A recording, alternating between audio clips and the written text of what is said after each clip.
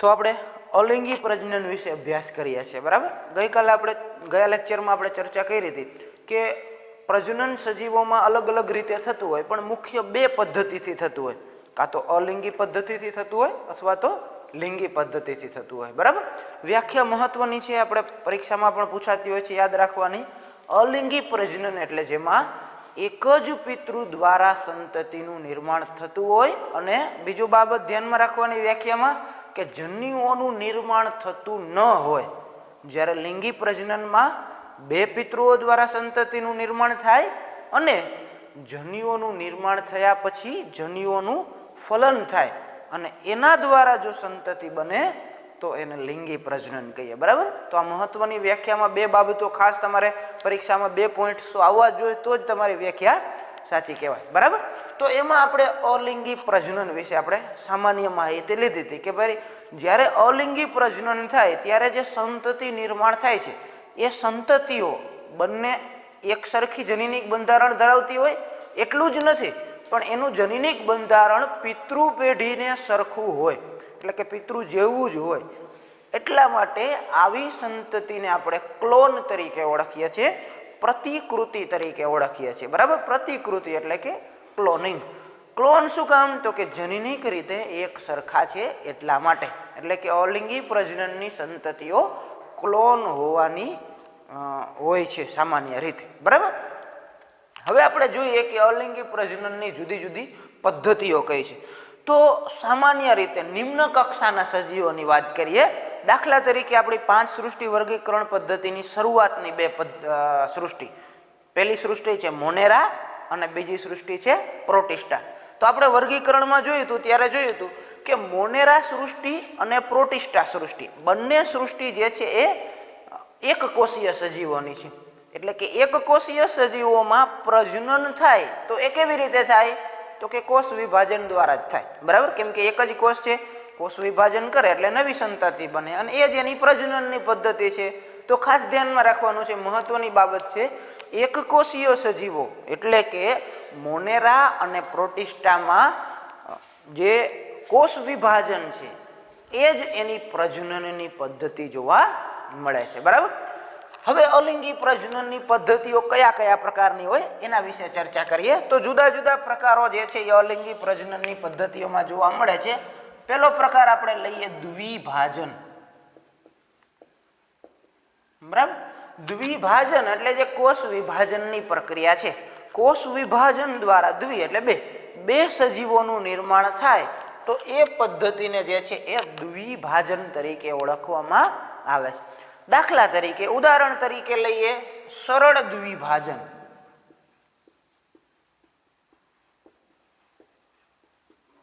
બરાબર. સરળ દ્વિભાજન દાખલા તરીકે આપણને જોવા મળે છે અમીબાની અંદર, બરાબર. અમીબા આપણને બધાને ખબર છે કે અમીબા જે છે એ અનિયમિત આકારના હોય. આ એનું કોષ કેન્દ્ર છે. તો એમાં કોષ વિભાજનની પ્રક્રિયા થાય એટલે શું થાય? તો કે એનું જે છે એ 2 ભાગમાં વિભાજન થાય અને એનું કોષ કેન્દ્ર પણ જે છે એ આ રીતે 2 ભાગમાં વિભાજિત થાય. પછી બંને કોષો અલગ પડે અને પોતપોતાનું કોષ કેન્દ્ર પ્રાપ્ત કરે, બરાબર. એટલે કે 2 ભાગ થઈ ગયા. સરળ ગમે તે અક્ષ ઉપરથી થાય, સીધું થાય, આડું થાય, ઊભું થાય, ત્રાસું, ગમે તે, કેમ કે અમીબા અનિયમિત આકારના છે. તો આ પદ્ધતિને દ્વિભાજન કહેવાય. 2 ભાગ થયા એટલે દ્વિભાજનમાં પાછું આપણે પેટા પ્રકાર જોયો કે સરળ દ્વિભાજન. ગમે તે અક્ષ ઉપરથી જે છે એ દ્વિભાજન થાય. દ્વિભાજનમાં જ બીજો આપણે પ્રકાર લઈએ આયામ દ્વિભાજન. દાખલા તરીકે જોવા મળે છે યુગ્લિનાની અંદર. તો યુગ્લિના કેવો આકાર ધરાવે છે? કદાચ તમે 8, 9, 10 માં ભણ્યા હશો તો તમને ખબર હશે કે યુગ્લિનામાં જે છે આવો આકાર હોય, બરાબર. હવે યુગ્લિનામાં શું થાય? તો કે ઊભી અક્ષ ઉપરથી 2 સરખા ભાગ થાય. સૌથી પહેલા તો અહીંયા ખાંચ બને, બરાબર. 2 વૈચો હોય છે.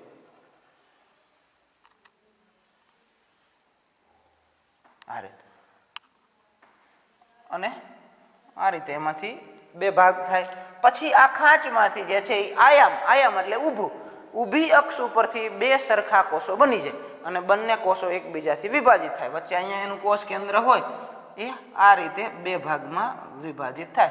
પછી બંને કોષ કેન્દ્રો અલગ અલગ કોષને પ્રાપ્ત થાય. તો આપણે આને કહીશું આયામ દ્વિભાજન. એવી જ રીતનું હોય અનુપ્રસ્થ દ્વિભાજન.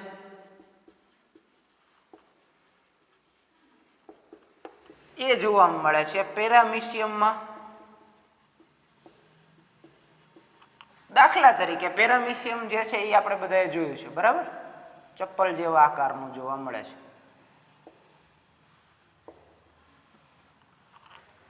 હવે એમાં શું થાય તો કે એમાં અહીંયાથી વિભાજન થાય છે આયામ અક્ષેથી. અડધો અડધો જે છે એ બે ભાગ થાય, પણ કેવો તો કે અનુપ્રસ્થ અક્ષેથી, સોરી અનુપ્રસ્થ એટલે આડી અક્ષથી. તો અનુપ્રસ્થ અક્ષથી જો વિભાજન થાય, આડી અક્ષથી વિભાજન થાય તો આપણે એને કહીશું અનુપ્રસ્થ દ્વિભાજન.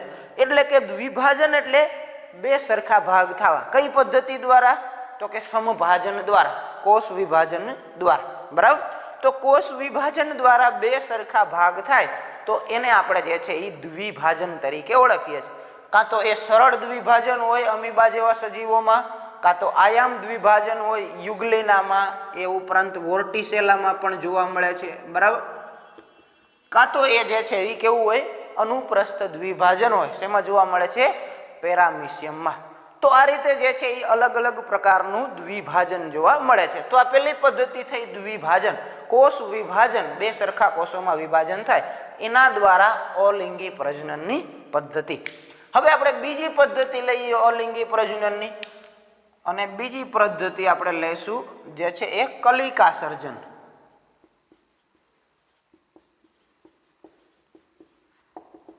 તો દ્વિભાજનમાં આપણે જોયું કે બે સરખા સંતતિઓમાં વિભાજન થાય છે. ક્યારેક એવું બને કે કેટલાક સજીવોમાં કોષ વિભાજનની પ્રક્રિયામાં જે છે અસમાન વિભાજન થાય. દાખલા તરીકે આપણે ટેક્સ્ટ બુકમાં આકૃતિ તમને આપેલી છે, ઈસ્ટ છે, બરાબર? આ એનું કોષ કેન્દ્ર છે, આ રાજધાની છે, સમજો. તો એ ઈસ્ટમાં શું થાય તો કે એક ભાગમાંથી અહીંથી સમજો કે નાની કલિકાનું નિર્માણ થયું અને આ કોષ કેન્દ્રનું વિભાજન થયું, એટલે કે થોડો આ રીતે, બરાબર? પછી તો કે થોડો સમય સુધી એ કલિકા પિતૃકોષ સાથે જોડાયેલી રહે. પછી શું થાય તો કે એ પિતૃકોષથી છૂટી પડી જાય અને એ કલિકા નવા સ્વતંત્ર સજીવ સ્વરૂપે વર્તે. તો આ રીતે જોવા જઈએ તો આપણને જોવા મળશે ઈસ્ટમાં કલિકા સર્જન દ્વારા અલિંગી પ્રજનન. એમાં શું થાય છે તો કે અસમાન વિભાજન થાય છે. દ્વિભાજનમાં સમભાજન જ થાય છે, બરાબર? નોર્મલ સમભાજન છે એ જ રીતે જે છે એ થાય છે. આમાં એવું નથી થતું. આમાં તો કે એક નાના કદની જે છે એ કલિકા ઉત્પન્ન થાય છે. પછી કલિકા ધીમે ધીમે વિકાસ પામતી પામતી પછી પિતૃકોષથી જુદી પડી જાય, અહીંથી પછી અલગ થઈ જાય. પછી કલિકા જ પોતે સ્વતંત્ર નવા ઈષ્ટ તરીકે વર્તે છે. તો આ રીતે જોવા જઈએ તો ઈષ્ટની અંદર આપણને કલિકા સર્જન પદ્ધતિ દ્વારા જે છે એ અલિંગી પ્રજનન જોવા મળે છે.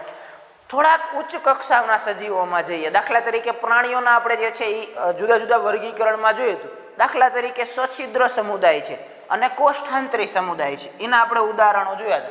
સછિદ્ર સમુદાયનું ઉદાહરણ આપણે જોયું હતું, દાખલા તરીકે વાદળી, બરાબર? તો વાદળી જે છે એ શું કરે છે તો કે એમાં પણ અલિંગી પ્રજનન થાય છે. પણ કઈ રીતે તો કે અંતઃકલિકા દ્વારા અલિંગી પ્રજનન થાય, બરાબર? આપણા ટેક્સ્ટ બુકમાં આકૃતિ તમે જોઈ જ છે, બરાબર? કે અંતઃકલિકા વાદળી જે છે, આ વાદળી છે સમજો કે, તો એની અંદર જે આસ્યકનો ભાગ છે, આ અંદરનો ભાગ, આની અંદર અસંખ્ય કલિકાઓ જે છે એ નિર્માણ થઈ જાય અંદરના ભાગમાં, બરાબર?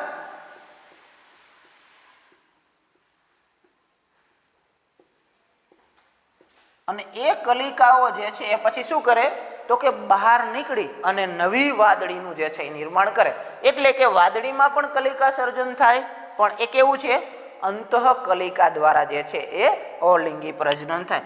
એવી જ રીતે કોષ્ઠાંતરી સમુદાયનું એક ઉદાહરણ લઈએ, દાખલા તરીકે હાઇડ્રા, જળ વિયાળ જેને આપણે કહીશું, બરાબર? તો હાઇડ્રામાં પણ કલિકા સર્જન થાય છે, પણ એમાં કેવું છે તો કે બાહ્ય કલિકા સર્જન છે, બરાબર? અથવા તો બર્ડ્સ જેને આપણે કહીએ છીએ, આને જેમ્યુલ્સ કહેવાય, અંતઃકલિકાને જેમ્યુલ્સ કહેવાય, બરાબર? ત્યારે આપણે ભણી ગયા છીએ જે છે એ બાહ્ય કલિકાને બર્ડ્સ કહેવાય. દાખલા તરીકે હાઇડ્રા છે, સમજો કે આ હાઇડ્રા છે, બરાબર? તો હાઇડ્રામાં શું થાય તો કે બાહ્ય ભાગમાં એક નાની કલિકા ઉત્પન્ન થાય. સમજો કે આ બાજુ એક નાની કલિકા ઉત્પન્ન થઈ, પછી એ કલિકા વિકાસ પામતી પામતી બાળ હાઇડ્રાનું જે છે એ સર્જન કરે, તો એને કહેવામાં આવે છે બાહ્ય કલિકા સર્જન. તો આ રીતે જોવા જઈએ તો અલિંગી પ્રજનનની બીજી પદ્ધતિ છે કલિકા સર્જન. શેમાં જોવા મળે છે તો કે ઈસ્ટમાં જોવા મળે છે. બીજું શેમાં જોવા મળે છે? વાદળીમાં જોવા મળે છે, પણ કેવી તો કે અંતઃકલિકા, જેને કહેવામાં આવે છે જેમ્યુલ્સ. બરાબર, અગાઉ આપણે ભણી ગયા છીએ, ખાલી આપણે યાદ કરીએ છીએ. એવી જ રીતે હાઇડ્રા જે કોષ્ઠાંતરી સમુદાયનું પ્રાણી છે એમાં પણ જે છે એ કલિકા સર્જન જોવા મળે છે, જેને આપણે કહીએ છીએ બાહ્ય કલિકા સર્જન. બાહ્ય કલિકાને આપણે જે છે એ બર્ડ્સ તરીકે ઓળખશું. બરાબર,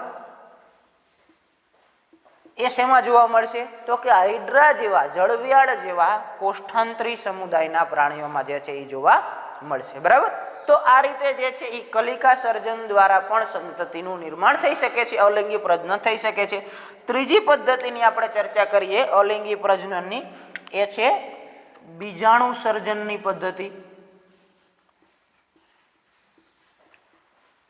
હવે દાખલા તરીકે આપણે કીધું કે અમીબા સામાન્ય રીતે દ્વિભાજન કરે છે, સરળ દ્વિભાજન કરે છે, પણ કેટલીક વાર પ્રતિકૂળ સંજોગો હોય. નોર્મલી જે છે એને બાહ્ય વાતાવરણ અનુકૂળ જો ન આવતું હોય, પ્રતિકૂળ જે છે એ વાતાવરણ હોય, તો એવા સમયે અમીબા શું કરે તો કે અમીબા પોતાની બહારના ભાગમાં એક ત્રિસ્તરીય આવરણની રચના કરે. જે બહારનો જે ભાગ જે છે લેયર્સ છે, તો એ 3 સ્તરો યુક્ત આવી રીતે સખત આવરણ બનાવે છે, જેને કોષ્ઠ તરીકે ઓળખવામાં આવે છે, અને એ પદ્ધતિને કહેવામાં આવે છે કોષ્ઠન. બરાબર, અમીબા શું કરે છે તો કે કોષ્ઠન કરે છે, કોષ્ઠનનું નિર્માણ કરે છે, કોષ્ઠન પ્રક્રિયા કરે છે.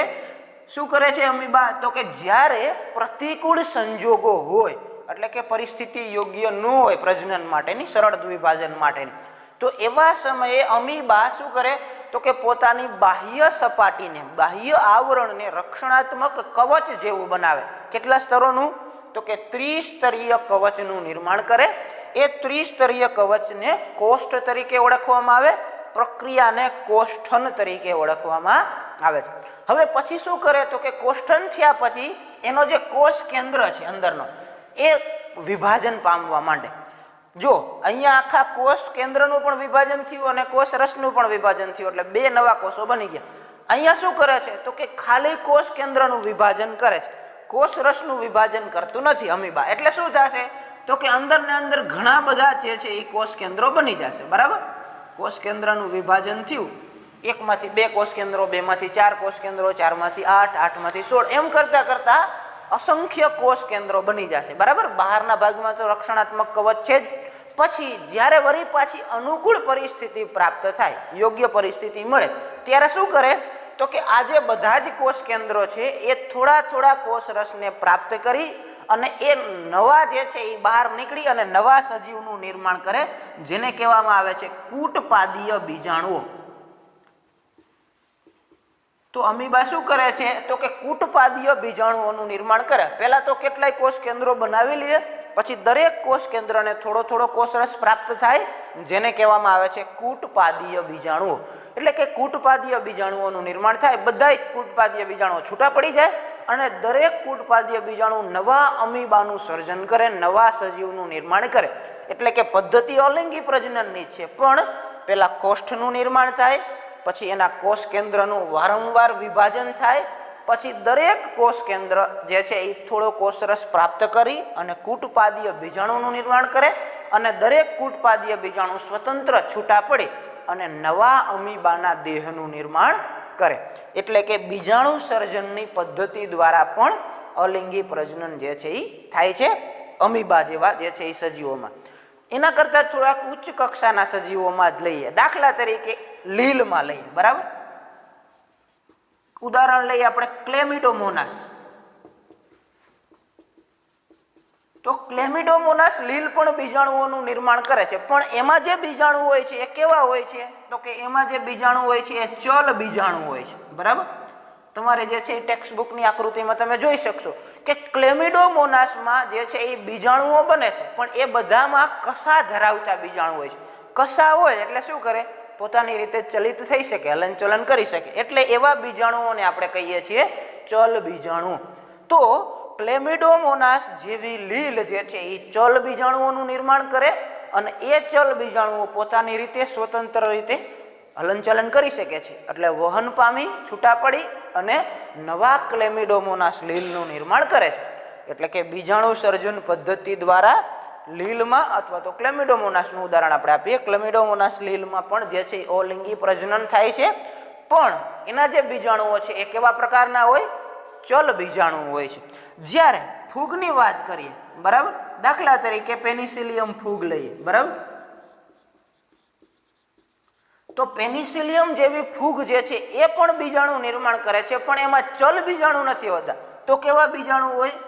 કણી બીજાણુ હોય, બરાબર, જે કસા ધરાવતા નથી, એટલે આપણે એને કણી બીજાણુ, કણી જેવા નાના હોય, અથવા તો એને અચલ બીજાણુ પણ જે છે એ કહીએ છીએ. કોનિડિયા શબ્દ અંગ્રેજીમાં જે છે એ વપરાતો હોય છે, બરાબર. તો આપણે કીધું એમ કે ભાઈ પેનિસિલિયમ જેવી ફૂગ પણ બીજાણુનું નિર્માણ કરે છે, પણ એ કેવા બીજાણુનું નિર્માણ કરે છે? કણી બીજાણુઓનું નિર્માણ કરે છે. એટલે કે એના જે છેડાના ભાગમાં, તમે આકૃતિ જોઈ શકો છો ટેક્સ્ટબુકમાં, છેડાના ભાગમાં નાના નાના સૂક્ષ્મ અસંખ્ય કણી બીજાણુઓનું નિર્માણ થાય. પછી જ્યારે કણી બીજાણુઓ અનુકૂળ પરિસ્થિતિ મળે ત્યારે છૂટા પડી અને નવી જગ્યાએ વસવાટ કરે અને ત્યાં જે છે એ નવી ફૂગનું નિર્માણ કરે છે. તો એ રીતે કોનિડિયા અથવા તો કણી બીજાણુ, અચલ બીજાણુઓ દ્વારા પેનિસિલિયમ ફૂગમાં જે છે એ અલિંગી પ્રજનન થાય છે. એટલે કે જે છે એ અમીબામાં કોષ્ઠણની પદ્ધતિ દ્વારા જે છે એ બીજાણુ સર્જન થાય છે. ક્લેમિડોમોનાસ લીલમાં ચલ બીજાણુઓનું નિર્માણ થાય છે. પેનિસિલિયમ ફૂગમાં કણી બીજાણુઓનું નિર્માણ થાય છે, કોનિડિયાનું નિર્માણ થાય છે, બરાબર. તો આ થઈ ત્રીજી બીજાણુ સર્જનની પદ્ધતિ. હવે ચોથી પદ્ધતિ જોઈએ, અને એ છે જે છે એ ચોથી પદ્ધતિ પણ જે છે એ આવી રીતે આપણને અલિંગી પ્રજનનમાં જોવા મળે છે.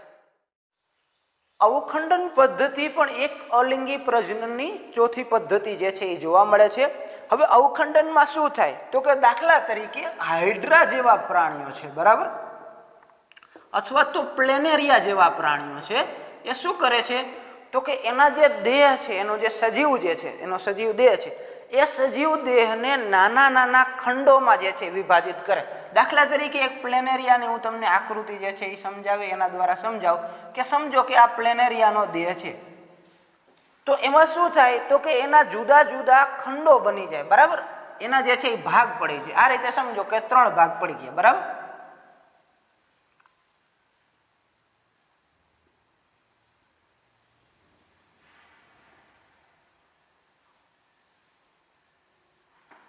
તો એનું અવખંડન થયું. અવખંડન એટલે શું? તો કે એના સજીવ દેહના ખંડો પડી જાય છે, જુદા જુદા ખંડો જે છે એ નિર્માણ થાય, અલગ અલગ ખંડ પડી જાય.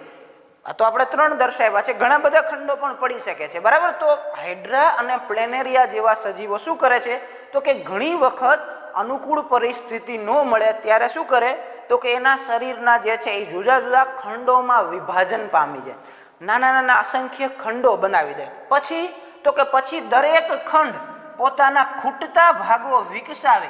આ જે છે ખંડ છે, તો એને આ બંને ભાગો ખૂટે છે, તો એ બંને ખૂટતા ભાગો જે છે એ વિકાસ કરાવી લે અને પોતાના જે છે એ નવા સજીવ દેહનું નિર્માણ કરે. અને આ 2 ખંડો ઘટે છે, તો એ પણ એ બંને ખંડો જે છે એનો વિકાસ કરાવશે. અને આને જે છે ઉપરના 2 ખંડો ઘટે છે, તો એ બંને ખંડો જે છે એનો વિકાસ કરાવશે. તો આ રીતે દરેક જે છે એ ખંડ શું કરે છે? તો કે પોતાના ખૂટતા ભાગોને પુનઃ નિર્માણ કરે. જેને જે ભાગ ખૂટતો હોય એ ભાગનો વિકાસ કરાવી અને જે છે એ નવા સજીવનું નિર્માણ કરે. એટલે આપણે જોયું કે એકમાંથી 3 ખંડ બની ગયા, 3 સજીવ બની ગયા. એવા ઘણા બધા ખંડો હોય તો ઘણા બધા સજીવો બને. તો આ પદ્ધતિને અવખંડન અથવા તો એને કહેવામાં આવે છે પુનઃ સર્જન. કેમ કે શું થાય છે? તો કે ખૂટતા ભાગો જે છે એ ફરીથી બને છે, પુનઃ સર્જન થાય છે, નિર્માણ પામે છે. એટલે એને અવખંડન પદ્ધતિ અથવા તો ઘણીવાર એના માટે શબ્દ વાપરવામાં આવે છે પુનઃ સર્જનની પદ્ધતિ. તો પુનઃ સર્જન દ્વારા પણ જે છે એ અલિંગી પ્રજનન થાય છે. તો આ રીતે અલિંગી પ્રજનનની અલગ અલગ 4 પદ્ધતિઓ જોવા મળે છે. તમારી ટેક્સ્ટબુકમાં આનું વર્ણન છે જ, પણ એમાં આડાઅવળી પદ્ધતિ જે છે એ વર્ણનમાં આપેલી છે. તો એ 4 જે પદ્ધતિઓ જે છે એને આપણે વ્યવસ્થિત રીતે જે છે એ આપણે લખશું કે પહેલી પદ્ધતિ જે છે અવખંડનની અલિંગી પ્રજનનની એ છે દ્વિભાજનની પદ્ધતિ, બીજી છે બીજાણુ સર્જનની પદ્ધતિ, ત્રીજી છે કલિકા સર્જનની પદ્ધતિ અને અવખંડનની પદ્ધતિ. તો આ 4 પદ્ધતિઓ દ્વારા જે છે એ સજીવોમાં અલિંગી પ્રજનન જોવા મળે છે. વર્ણન કરતી વખતે તમારે 4 સ્ટેપમાં લખવાનું છે. દરેકના ઉદાહરણો પણ જે છે આપણે ધ્યાનમાં રાખવાના છે. દાખલા તરીકે સરળ દ્વિભાજન છે તો જે છે એમાં અમીબા ઉદાહરણ આવશે. આયામ દ્વિભાજન છે તો એમાં યુગલિના આવશે. અનુપ્રસ્થ દ્વિભાજન છે તો એમાં પેરામિશિયમ આવશે. એવી જ રીતે દ્વિભાજન પૂરું થાય એટલે આપણે કહીએ કલિકા સર્જન, તો નોર્મલી ફૂગની અંદર કલિકા સર્જન જોવા મળે છે. એવી જ રીતે કલિકા સર્જન જે છે હાઇડ્રામાં પણ જોવા મળે છે, પણ એને બાહ્ય કલિકા બડ્સ તરીકે ઓળખીએ છીએ. એવી જ રીતે વાદળીમાં સછિદ્ર સમુદાયમાં પણ કલિકા સર્જન જોવા મળે છે, પણ એ અંતઃકલિકા જેમ્યુલ્સ જે છે એ જોવા મળે છે. તો એથી કલિકા સર્જન દ્વારા જે છે એ અલિંગી પ્રજનન. બીજાણુ સર્જન જે છે એ સામાન્ય રીતે અમીબામાં જોવા મળે, કોષ્ઠણની પદ્ધતિ દ્વારા બીજાણુ સર્જન જોવા મળે. એવી જ રીતે ઉચ્ચ કક્ષામાં એટલે કે ફૂગમાં પણ બીજાણુ સર્જન જોવા મળે છે, પણ એના બીજાણુઓને આપણે કહીએ છીએ કણી બીજાણુઓ. દાખલા તરીકે પેનિસિલિયમમાં જોવા મળે છે. લીલમાં પણ બીજાણુ સર્જન જોવા મળે છે, પણ એ કેવા બીજાણુ હોય છે? ચલિત બીજાણુ હોય છે, એટલે આપણે એને ચલ બીજાણુ કહીએ. ક્લેમિડોમોનાસ લીલમાં જોવા મળે છે. અવખંડનની પદ્ધતિ પણ હાઇડ્રા અને પ્લેનેરિયા જેવા સજીવો જોવા મળે છે, જેમાં ખંડોમાં વિભાજિત થાય, દરેક ખંડ પોતાના નવા ભાગોનું નિર્માણ કરે અને પછી જે છે એ પુનઃસર્જનની પદ્ધતિ દ્વારા નવા સજીવનું નિર્માણ થાય. તો અલિંગી પ્રજનનની આ અલગ અલગ પદ્ધતિઓ જે છે એ જોવા મળે છે, દરેક સજીવોમાં જે છે એ જોવા મળે છે. અલિંગી પ્રજનન જે છે એ જ્યારે પ્રાણીઓની અંદર જોવા મળે ત્યારે આપણે એના માટે અલિંગી પ્રજનન શબ્દ વાપરીએ છીએ, પરંતુ જ્યારે અલિંગી પ્રજનન જ જ્યારે વનસ્પતિમાં જોવા મળે તો ત્યારે આપણે એને વાનસ્પતિક પ્રસર્જન તરીકે ઓળખીએ છીએ. બરાબર? એટલે કે પ્રાણીઓ માટે શબ્દ છે અલિંગી પ્રજનન અને વનસ્પતિઓ માટે શબ્દ છે વાનસ્પતિક પ્રસર્જન. તો વાનસ્પતિક પ્રસર્જન શું છે એ આપણે જે છે એ આગળ જોઈશું.